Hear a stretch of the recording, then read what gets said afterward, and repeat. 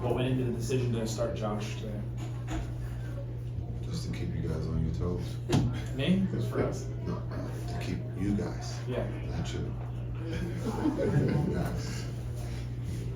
It's a lot of them. That's a lot. Smart people in here. We came up with that decision to just to see how Josh handled it, and also to see how D Jones handled it, and talked to D Jones about it. And he's a pro, man. He said, all I want to do is win. Whatever you need me to do, coach.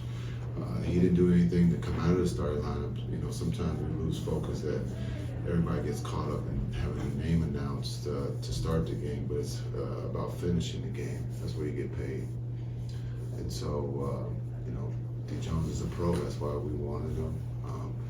Again, not just because of the shots or the rebounds or the defense he's playing, but he's about winning.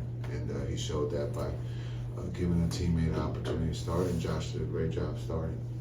Coach, talk about the impact of Kyrie in the third quarter to kind of get you guys over that hump. Yeah, I thought in the first half he had some great looks that just didn't go down for him, and we came right back to him to start the third, and he let us know that he was ready to go, and so he got us going offensively. But I again, we always talk about points as you know, but I thought his defense was really good on Freddie tonight, just picking him up full court and making him work. And so, again, we'll look at the points. He was good, but again, I thought it was his defense being able to come back and help us on the defensive end. Can you just talk on the importance of Lively, that stuff that wouldn't show up outside the box score from your perspective? Yeah, you know, I think just being able to change shots, but I thought he did an incredible job on the offensive boards of giving us second or third opportunities there.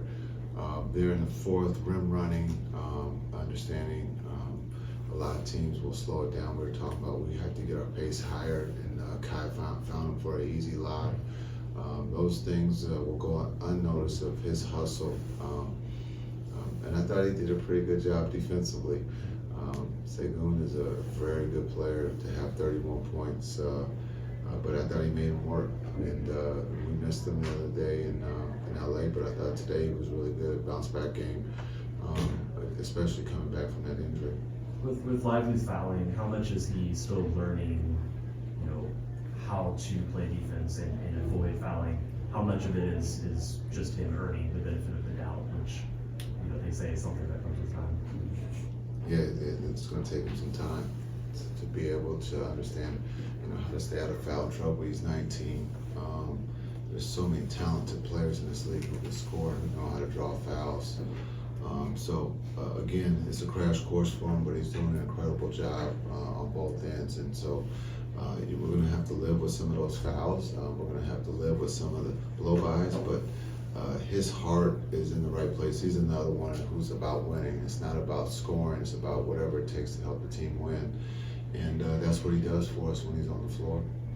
Luka's obviously a great scorer, but when he's down on the floor digging out a loose ball like that, it leads to a layup on the other end. What does that do for the team emotionally and the message it sends? Is it the hook shot he made? Well, no. Because that's what he does. No, I think, again, I've said this before, sometimes we take him for granted and we shouldn't. He's about winning too. It just happens that he's a walking triple-double. Tonight he has some great looks, but I think he's not looked upon as, or you guys haven't really talked about his defense. He's competing defensively. He's taking the challenge. But again, you know, when you're that good, someone has to pick at something. And, you know, unfortunately, you guys don't see the game, you know, totally all the time. But he's competing defensively. And so for him to get on the floor, it just shows that he's all about winning too. Last year after you guys traded for Kyrie, the clutch situations were a struggle. This year you guys are among the best in the league in those situations. What have you seen the difference in the dynamic, you know, specifically with Luka and Kyrie when you're closing games? I think maybe it's the things that you guys thought should have happened day one, is that they should be successful right off the bat. And it takes time. Failing is all right. It's not a bad thing to fail for a pro athlete, because you can get better and learn from it. And those two are the best in the world, and we feel very comfortable with those two having the ball. Sometimes it goes in, sometimes it doesn't, but we learn from it, and I think they've answered that question from day one. As you just mentioned, they're one of the best, if not the best, in clutch time. But that was a big thing you guys wanted to make a big deal about last year. But you're not making a big deal about it this year, because shit's going good, right? So write some positive shit. I just asked you a question. And I'm giving you a fucking answer. Like, you guys, you know, there's all right to write positive stuff. People will read your positive shit.